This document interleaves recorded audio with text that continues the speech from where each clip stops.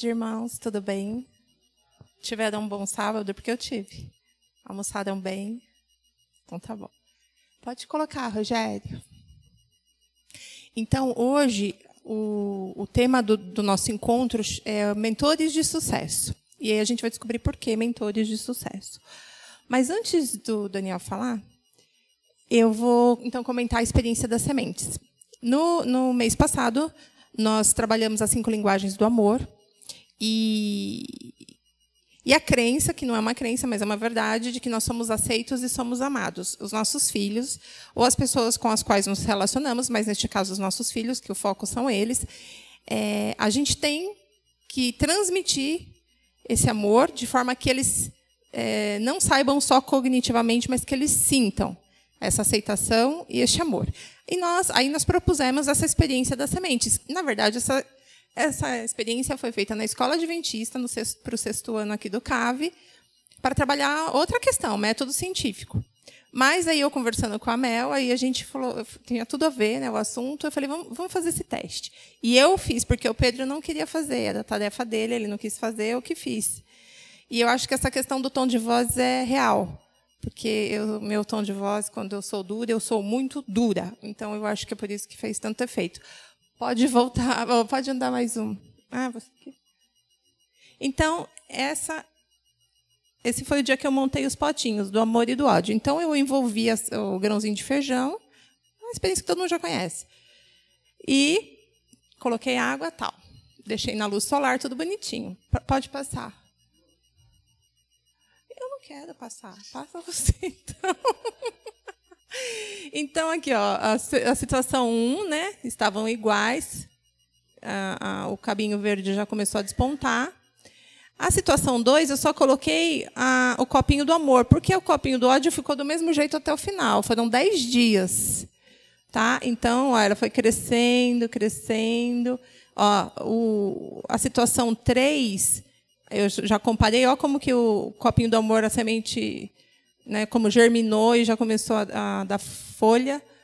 E olha a situação 4, que foi o último dia que o Pedro levou para a escola para a professora dar a nota. Olha a diferença. Então, eu realmente fazia isso. Eu não falava com os copinhos ao mesmo tempo. Pegava o copinho do amor e falava, depois eu pegava o copinho do ódio e bem longe do copinho do amor. Então, acho que isso talvez tenha dado essa diferença. Então, para a gente ver o quanto o poder das nossas palavras. Jesus já fala isso, né? Na Bíblia a gente já sabe o poder da palavra. Você tem o poder de abençoar, o poder de amaldiçoar pela sua língua. Então, aqui é um resultado prático, real, de que realmente nós temos o poder da palavra, para abençoar ou para amaldiçoar.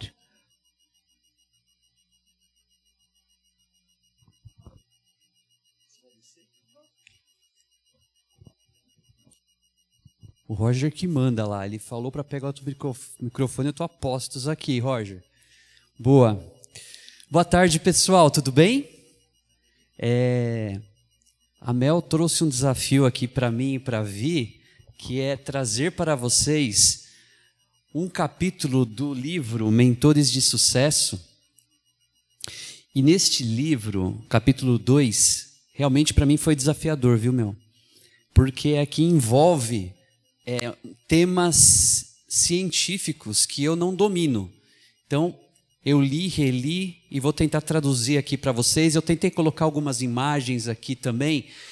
É importante essa primeira parte para entendermos a segunda que eu e a Vi vamos trazer. Mas, para vocês entenderem, vocês já notaram aqui, eu estou vendo algumas pessoas que têm crianças bem pequenininhas, aqui o JP, o Rafa. Vocês notaram que desde as mais pequenininhas, elas aprendem muito rápido. Qualquer coisa.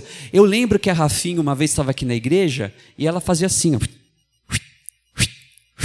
no celular, clicava e já aparecia uma bebezinha. Como as crianças aprendem rápido. Isso só para citar um exemplo, não é verdade? As crianças de hoje em dia parece que essa geração está cada vez mais acelerada, vamos dizer assim, que a geração, por exemplo, do meu filho, que está mais acelerada do que a minha, e assim sucessivamente. O objetivo deste capítulo é justamente entender esta situação. como os pais devem se comportar diante desse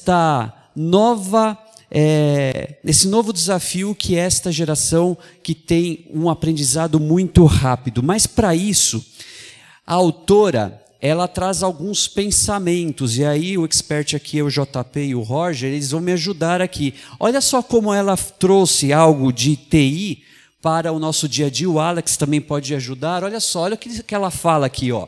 Abre aspas, Morris Moen. Podemos usar uma analogia de computadores para explicar a educação de crianças. Cada criança nasce com um hardware individual. São os pais que precisam descobrir detalhes, sem manual, qual programa funcionará com o seu filho. Você não terá bons resultados se tentar usar um programa da IBM em seu Macintosh. O mesmo acontece com os filhos. Eu achei muito interessante e provocativo este pensamento. Os filhos não têm um manual. Cada criança ela tem uma habilidade, cada criança tem um desafio, cada criança tem um ponto fraco para ser melhorado. Isso nós percebemos com irmãos. Com os próprios irmãos, é impressionante, até gêmeos, cada um age de uma forma. E os pais, muitas vezes, eles ficam assim, à deriva diante de tal desafio. Então a autora, ela começa agora a trazer primeiramente uma pesquisa para tentarmos entender como funciona o cérebro de uma criança. Olha só que interessante aqui. Essa pesquisa aconteceu nos Estados Unidos com crianças em diferentes idades. Esse é o primeiro ponto. Primeiro, um bebezinho de 7 meses. Segundo, uma criança de 7 anos e um pré-adolescente de 13 anos.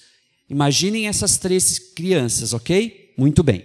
Segundo ponto, vocês estão vendo aqui um negócio meio estranho aqui na tela. Isso nada mais é do que neurônios, são os neurônios cerebrais. Mas por que eu estou dizendo isso? Esses neurônios aqui, segundo ela, eles têm essas arvorezinhas aqui, ó, que se chama dendrito. Vocês estão vendo aqui, ó? São arvorezinhas que em uma criança de 6 meses, ela é pouco expansiva, tem poucas ramificações. Ou seja, ela é aquele hardware vazio. E quando essa criança, por exemplo, ela está começando a balbuciar, é o primeiro aprendizado dela, esses neurônios eles vão se interligando e criando ramificações. Muito bem, o desafio da segunda criança, a de 7 anos, era pré-alfabetizada, começar a formar algumas palavrinhas e começar a escrever. Quando os cientistas observaram o cérebro desta segunda criança, as ramificações que eram praticamente eram escassas no cérebro do bebê, agora elas quadruplicaram. Por quê? Porque essa criancinha de 7 anos, ela teve uma evolução no seu aprendizado e os neurônios, ou esses dendritos, eles foram se ramificando e a complexidade do cérebro foi aumentando, porque os desafios foram aumentando com a idade da criança. Gente, isso é maravilhoso, eu fiquei assim encantado. Estou vendo a Rose balançando a cabeça dele, ela deve já ter estudado isso daí, né, Rose? Mas eu fiquei assim impressionado com a criança ou o pré-adolescente de 14 anos, porque aí a pesquisa me pegou. Eu falei, nossa, se essa de 7 está com toda essa ramificação, eu imagino que a criança de 14 é uma floresta amazônica. Vamos ver o que vai acontecer. Aí eu continuei a leitura. Quando chegou na de 14 anos, algo aconteceu.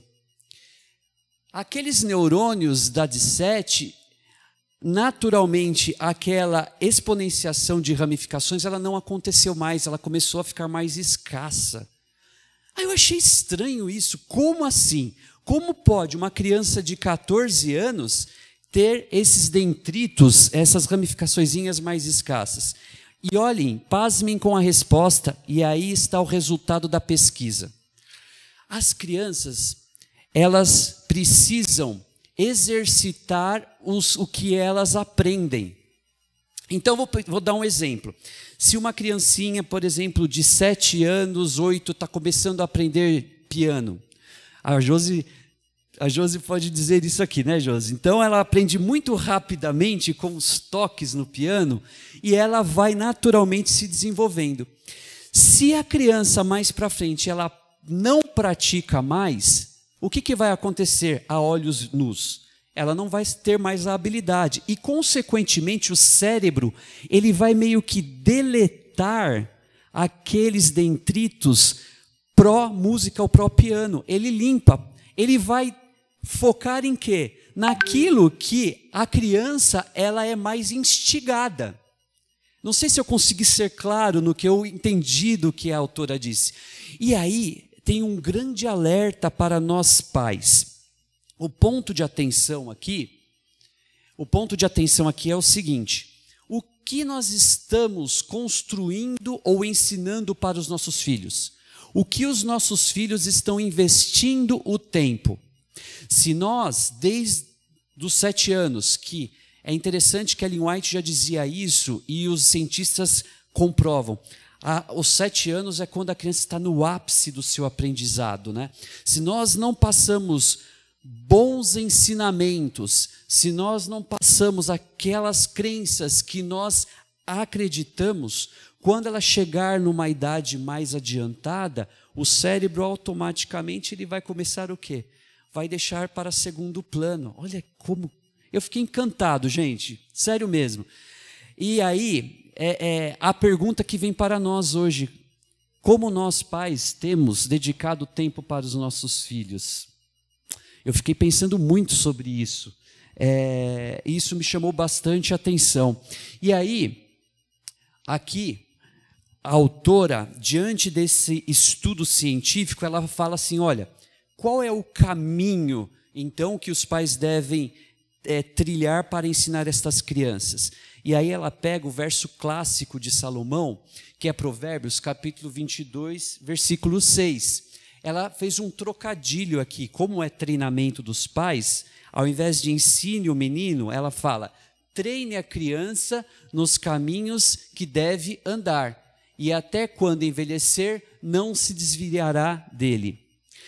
E aí, neste ponto do capítulo, ela divide isto em 3 etapas. Como treinar o filho para que esses neurônios não fiquem atrofiados na tenra idade?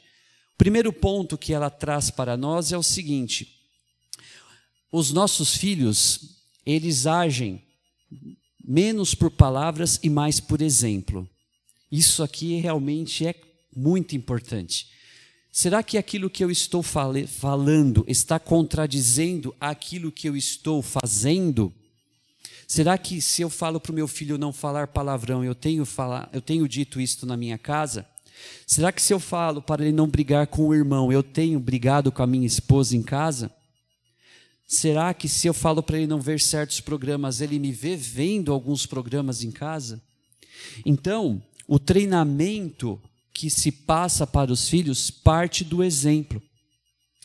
O segundo ponto que a autora traz é: que caminho é esse? Aqui, a autora fala que o caminho são as crenças que nós acreditamos.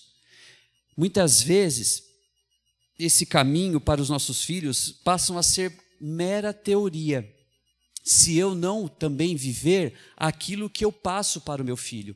De nada adianta eu, com o perdão da palavra, encher a cabeça do meu filho com hinos, versos, a lição da escola sabatina, e encher mesmo se eu não faço com que ele viva aquilo, se eu não vivo aquilo, se é algo que é para apenas eu cumprir a obrigação, isso de nada adiantará, isso será um fardo para ele.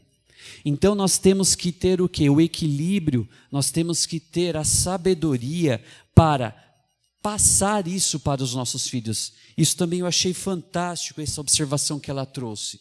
E é interessante que o verso de Provérbios capítulo 22, versículo 6, ele termina com uma promessa.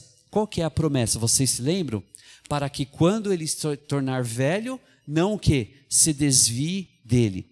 E aí eu encerro a minha fala aqui justamente com isso.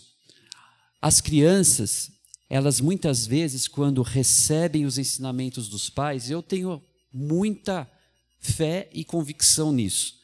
Aquilo está armazenado lá num cantinho, na caixinha do hardware dela. Eu pego o exemplo hoje do Gustavo, meu filho. Eu ia vir hoje, nós pegamos ele, colocamos ele para ver um culto do pastor de Curitiba, despedida do pastor jovem, e eu fiquei de um lado, ela ficou de outro, nós ficamos abraçados com ele e vendo vendo o sermão. Eu senti que ele ficou sensibilizado com o sermão. Ele sentiu que ele falou, poxa, meu pai e minha mãe vieram até aqui, para ficar comigo, para ver uma mensagem pastoral. E ele falou, quando eu fui buscar o Pedro, lá nos Desbravadores, ele falou assim, nossa, eu gostei muito daquela mensagem.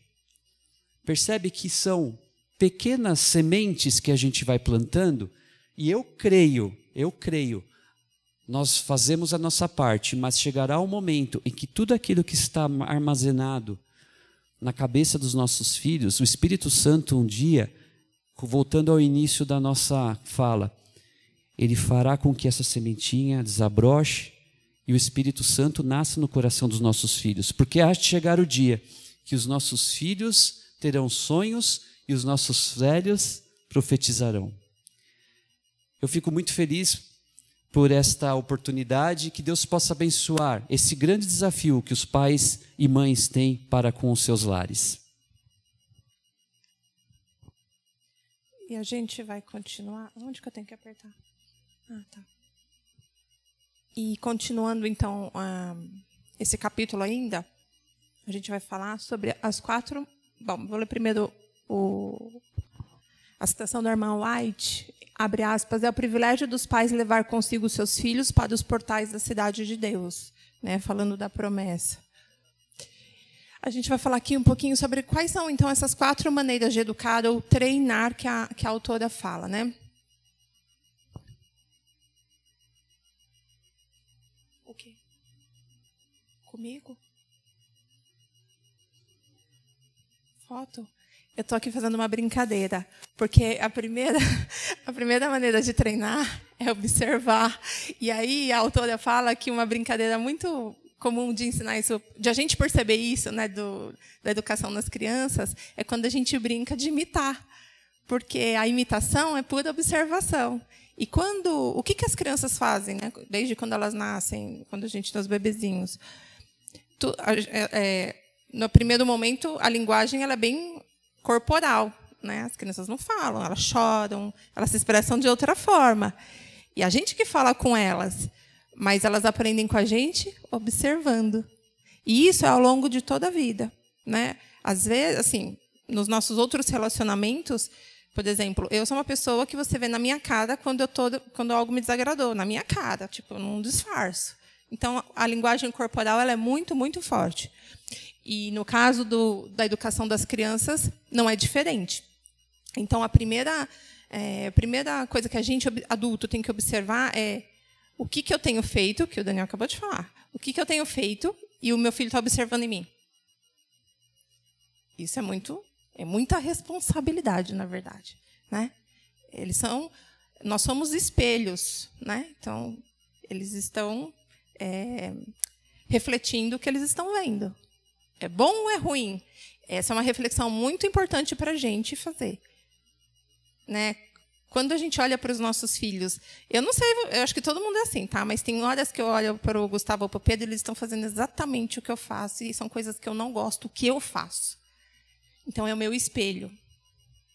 É a todo tempo. Então, eu posso mudar isso? A gente pode mudar isso. E eu vou falar um pouquinho disso mais para frente. Então, e o segundo passo? Ensine a criança e ajude a fazer. Então, assim, o primeiro passo do aprendizado é a observação. Mas essa observação ela só é colocada em prática mesmo, assim, o aprendizado só é mesmo estabelecido quando a gente educa intencionalmente. O que eu quero dizer com isso? Eu vou dar um exemplo prático. Pequenininho, vou lá ensinar meu filhinho a escovar os dentinhos. Então, ele já me viu que eu escovo os dentes, então ele sabe que tem que escovar os dentinhos. Mas, o segundo passo, para ele que é pequenininho, como fazer isso? Então, eu tenho que treiná-lo, né? Treiná-lo olha, filho, passo a passo. Vai pegar a escovinha, vai colocar quantidade X de creme dental. Então, todo esse passo a passo é o treino intencional. E ele vai aprender isso na primeira? Jamais. Na segunda? Não. Vai passar um bom tempo de treino, de erros, de acertos, de fracassos, de sucessos, para que ele realmente aperfeiçoe essa habilidade. Mesmo porque durante todo esse processo tem a questão de desenvolver a coordenação motora fina. Tem muitos e muitos detalhezinhos extremamente importantes para que ele adquira e realmente estabeleçam aquelas habilidades. Então, é muito importante, porque às vezes a gente quer fazer as coisas rápido por conta do tempo, né? Nossa rotina é muito corrida, as coisas são complexas e a gente quer ganhar tempo. Então, às vezes, a gente quer acelerar um processo que não tem que ser acelerado. Isso porque cada criança tem um ritmo, cada ser humano tem um ritmo. Tem gente que funciona de manhã, tem gente que funciona à tarde, tem gente que funciona à noite. E a gente tem que respeitar esses tempos, que a gente não respeita porque a gente coloca todo mundo dentro da mesma caixinha e acha que tem que funcionar tudo igual. Isso não é real. Então, temos que prestar atenção nisso.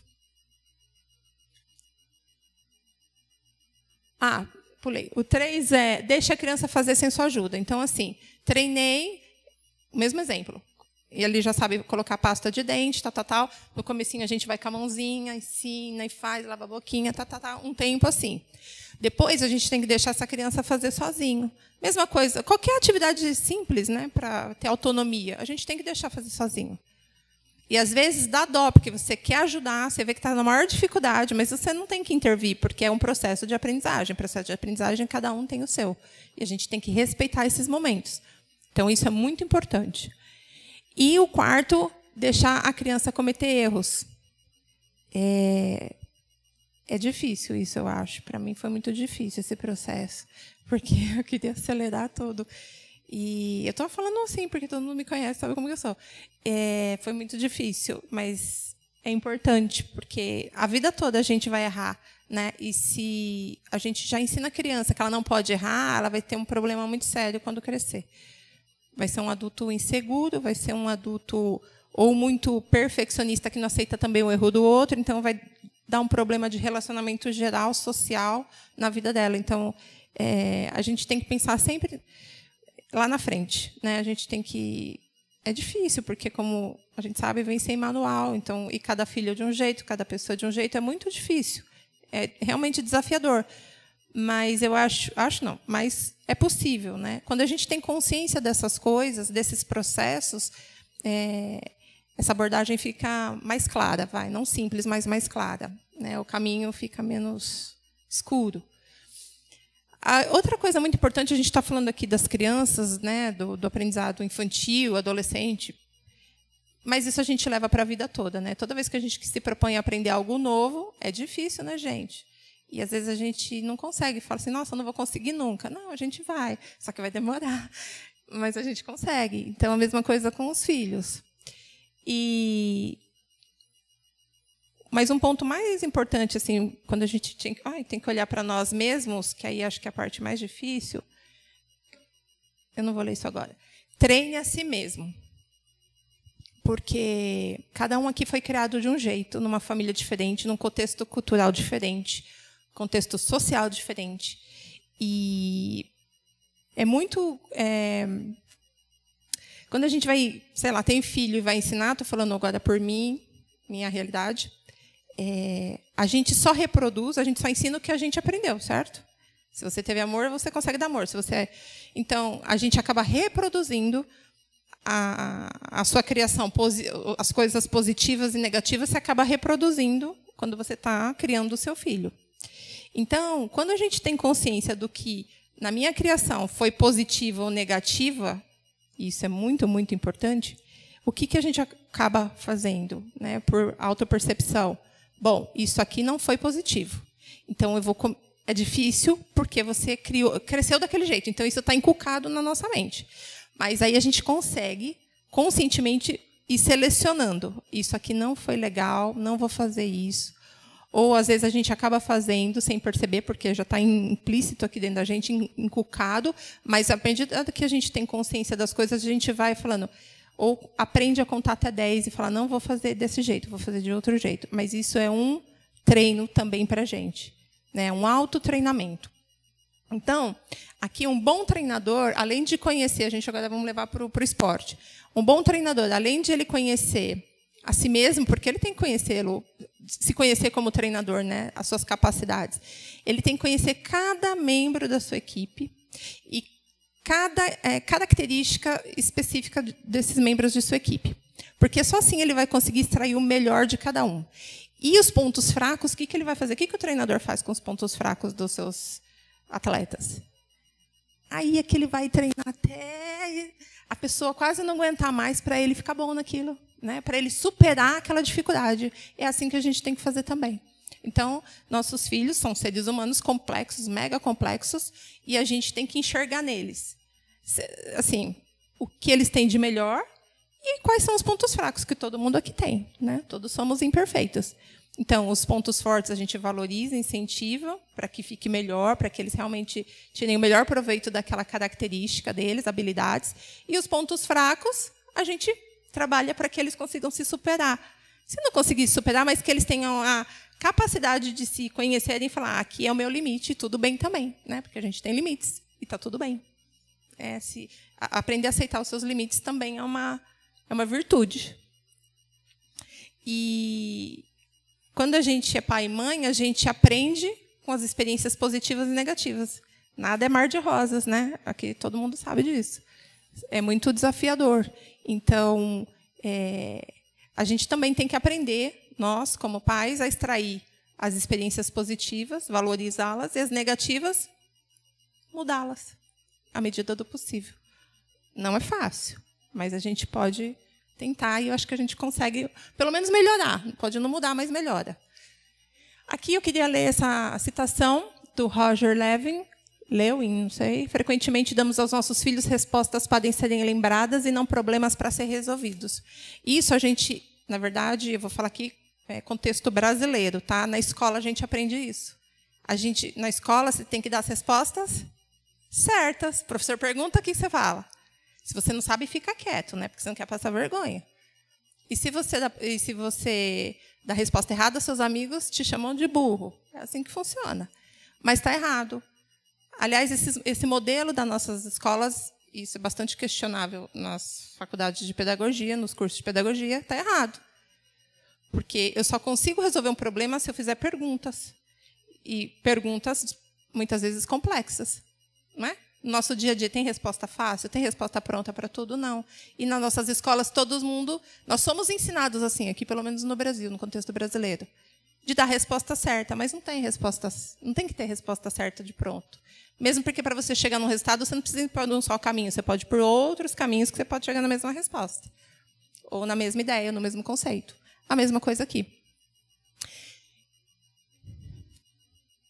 Então, o primeiro passo para nós nos treinarmos é a gente se conhecer. Então, basicamente, tem 3 modelos de pais.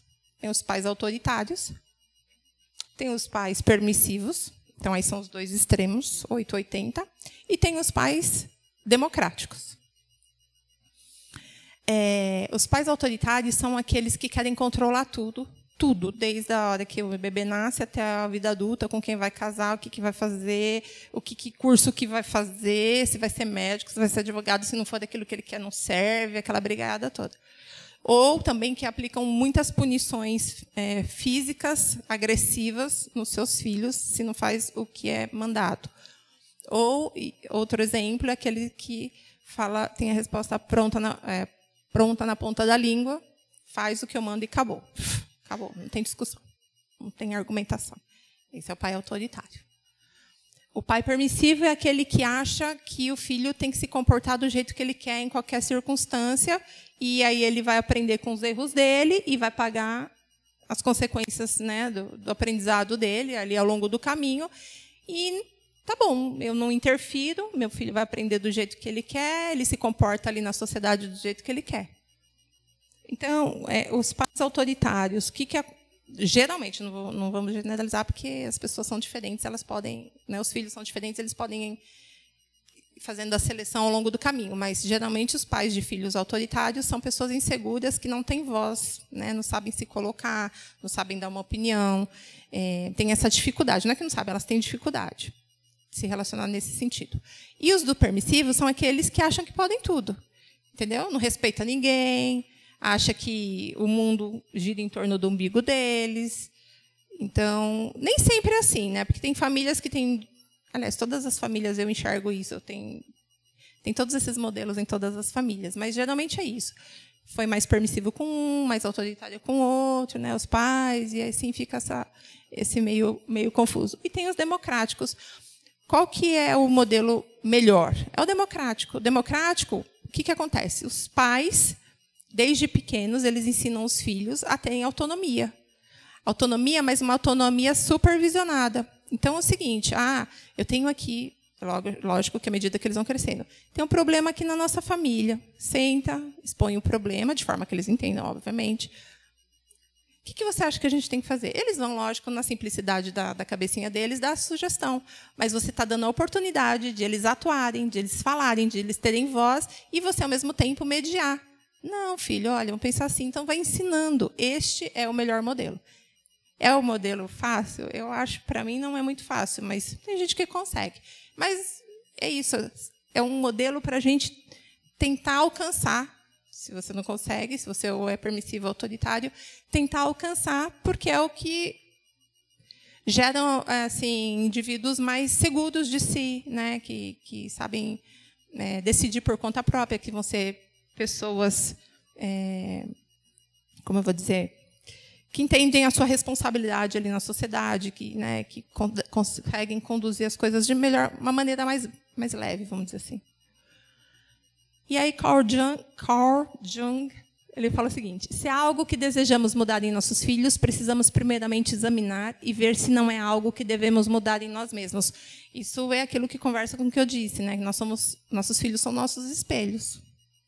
Então, se eu quero mudar uma coisa que eu acho que não está legal, eu acho que primeiro eu tenho que olhar para mim, né, para mim, para o meu cônjuge, para quem é o adulto da relação. Será que não é a gente que está tendo essa ação e eles estão reproduzindo? Provavelmente. Então, se eu quero que mude alguma coisa, eu primeiro olho para mim mesma e tento mudar. Se eu não consigo sozinha, eu procuro ajuda, né? Terapeuta está aí para isso, psiquiatra, psicólogo. Tem várias pessoas que podem nos ajudar. As pessoas aqui, amigos que a gente confia, que dão bons conselhos, né? Família, alguém da família, que você vê que é uma pessoa sábia. As pessoas podem nos ajudar. Nós vivemos numa relação aqui de pessoas e isso pode nos ajudar. E eu queria passar, então, agora para vocês. Nós terminamos aqui o capítulo, né, de transmitir para vocês o que o capítulo diz desse livro, que é o Mentores de Sucesso. E a gente vai distribuir para vocês, eu só não sei se vai dar para todo mundo, mas se não der, a gente faz por dupla, família, não sei. Você acha? É uma avaliação pessoal de tudo que a gente conversou aqui. É tipo um resumo do que nós conversamos aqui hoje. E eu vou ler rapidinho com vocês, as crianças daqui a pouquinho já vão subir. É só para a gente pensar mesmo e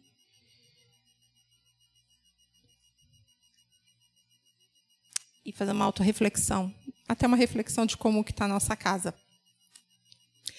Porque o que é bom, né? E Deus nos fala isso o tempo todo na Bíblia, é que sempre há uma esperança. Se você se arrepende dos seus erros, se você busca ajuda divina, se você busca sabedoria, Ele nos ajuda, né? E Ele pode fazer coisas extraordinárias. Ele pode fazer milagres que a gente nem imagina na nossa vida e na vida dos nossos filhos, da nossa família. Então, eu creio muito nisso. E nada melhor do que a gente se conhecer para ver o que está errado, o que está bom, o que está ruim e mudar o que está ruim. melhorar o que está bom. Então, aqui a avaliação pessoal diz o seguinte, ó, vamos lá. Pense em algo que você sabia fazer, mas que hoje já não sabe. Analise como a falta de prática influenciou para que esquecesse o que sabia. Tem várias coisas que eu fiz que eu já não sei mais fazer. Isso por conta das sinapses nervosas, né? A gente deixou de praticar, não tem mais sinapse, cai na seleção natural lá. Exemplifique uma maneira em que você treinou seu filho ou sua filha para desenvolver uma habilidade. Pensa nisso. Avalie as suas prioridades em relação aos seus filhos ou filhas. Quais as conexões que você deseja que permaneçam no cérebro deles? O que você tem feito para que isso aconteça? Qual o incentivo, né? Qual que é o treino que a gente está dando hoje?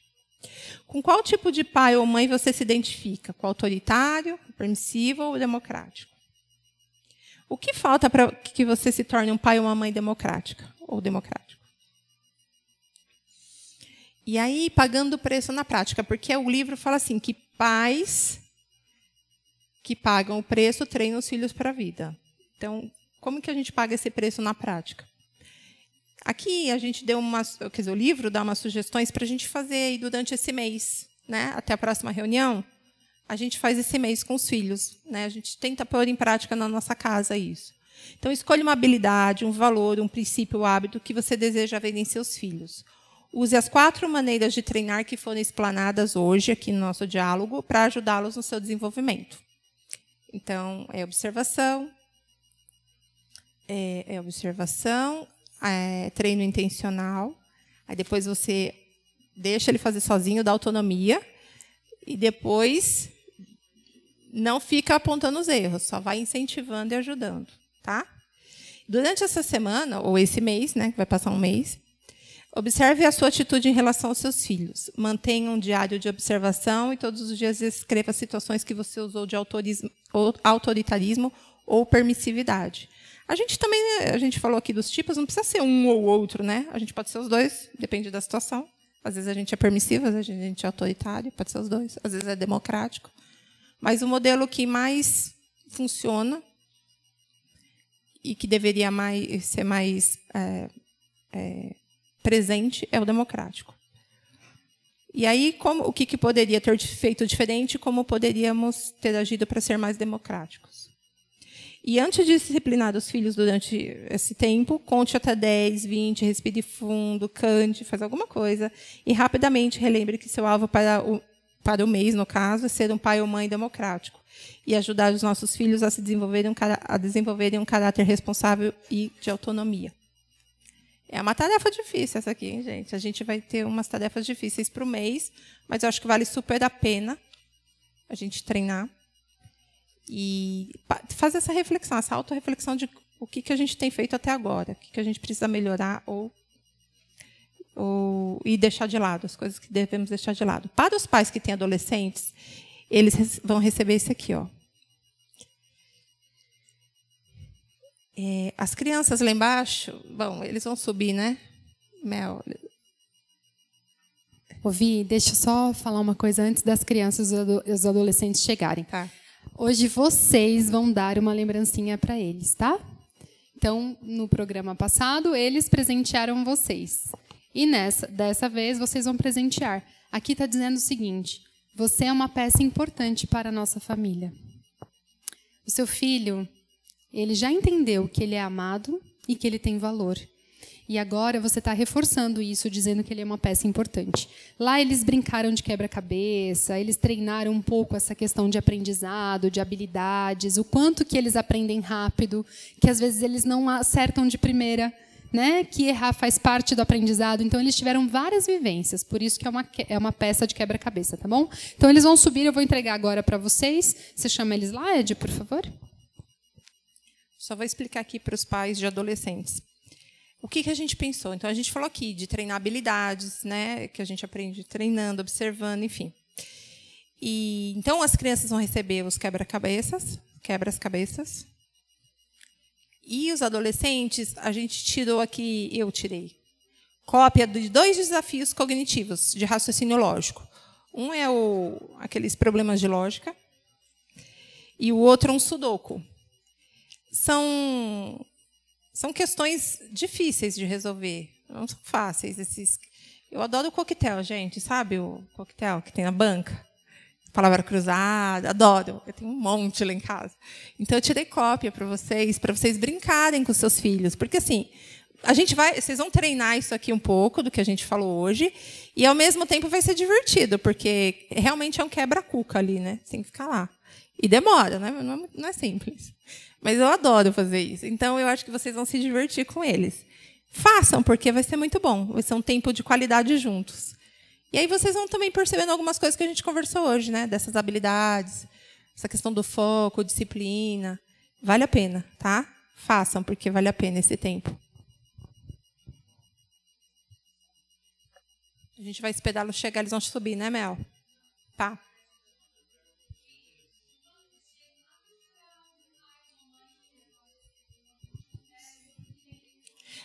Não, de adolescente eles vão receber na salinha, eu já levei lá. Mas é para vocês saberem que está indo essa folhinha, para vocês fazerem com eles. Alguém aqui que participou mês passado, ou que quer falar alguma coisa aqui do que conversamos hoje? Quer vir falar alguma coisa? Alguém quer falar? Não? Está todo mundo acanhado, tímidos. Que vocês não são nada tímidos, mas tudo bem. Quer falar, Alfredo? Vem cá. Que boa noite, Alfredo. Boa semana. O Alfredo me contou uma coisa bem interessante. Posso compartilhar, Alfredo? No programa passado, ele falou, olha, eu tive uma educação assim e eu vi que não foi boa para mim e eu quis fazer diferente para os meus filhos. E teve tudo a ver com o que a Vivian falou e o Daniel também. A gente tem que se conhecer, saber, né, o que foi bom e o que não foi, para a gente fazer diferente, quebrar aquele ciclo ruim. Né? Isso é importante para os nossos filhos, porque, de fato, a gente às vezes não percebe, mas a gente faz aquilo que a gente aprendeu. Às vezes eu me pego falando e fazendo aquilo que minha mãe fazia, eu falava, não acredito, estou fazendo igual.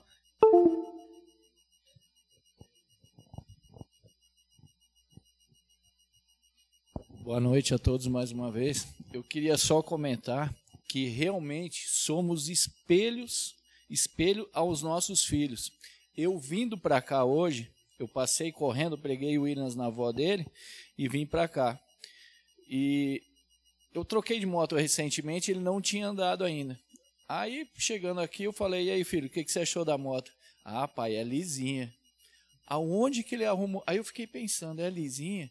Ele ouve o irmão dele mais velho falar, ele ouve que eu falo isso na oficina, para os clientes, e falo às vezes quando uma moto tá boa, alguma coisa assim, falando, não, a moto tá lisinha, tá perfeita. Aí ele vai e falou isso, a moto tá lisinha. Uma criança de 11 anos, que entende, né? Mas por isso eu falo, nós somos espelhos para eles, então temos que nos policiar bastante, né? Nas nossas atitudes diárias para que sempre possa fazer o melhor, né? É isso.